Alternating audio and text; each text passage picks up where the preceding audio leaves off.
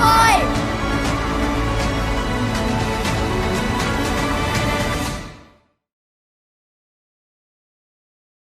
For 246 years, Africans were slaves, and for 99 years, they were segregated and treated less than whites. And since then, America abolished segregation, but we still have spent the past 56 years living through the oppression inflicted upon us, just without the physical binds of shackles and bondage. Throughout those 401 years, the hatred of Black people has been passed on for generations. We now live in a world where unarmed Black people are openly killed by police in mass numbers. What's interesting to me is how an unarmed Black man gets shot 7 times in the back, and as a result, he is now paralyzed. In that same city, within the same week, a white man walked past a swarm of police officers while carrying a semi-automatic rifle after he just killed 2 people. Not only was he not arrested, he wasn't even approached. I think police brutality is having a profound impact on this generation, especially because of social media and the tools that are at our disposal to actually view what's been happening. African Americans have been complaining about police brutality for decades, and there was never any real proof. It was often the word of the officer against the accuser. Now you actually have video proof from phones and other instruments that record these interactions with the police officers.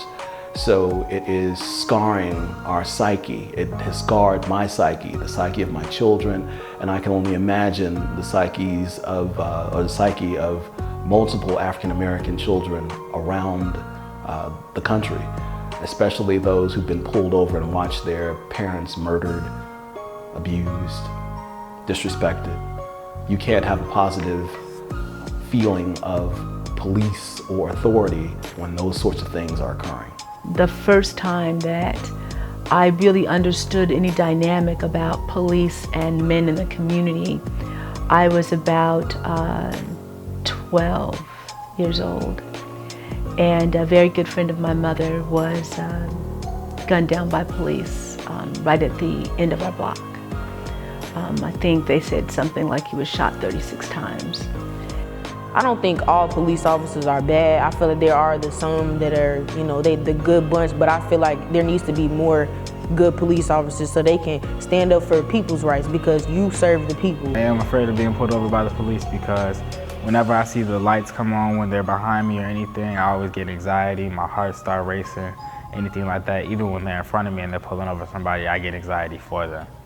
Unfortunately, I think it's important that all Black children understand that the law is not necessarily working in their favor. You are not necessarily innocent until proven guilty. If you are young and Black, you are guilty until proven innocent. Justice looks like equal treatment across the board. Everyone gets a fair chance, and I mean really a fair chance. Justice is equity. And that's something that we are not seeing a lot of today, which is why people are looting and protesting. When people protest, there's a reason for it. And here's what I find unfortunate, that a lot of times people will not pay attention until people are angry enough that they want to loot, or they want to damage property, or they want to be negative. Everyone seems so concerned about property damage and looting. We can rebuild and repair damaged property, but we can never get those lost lives back.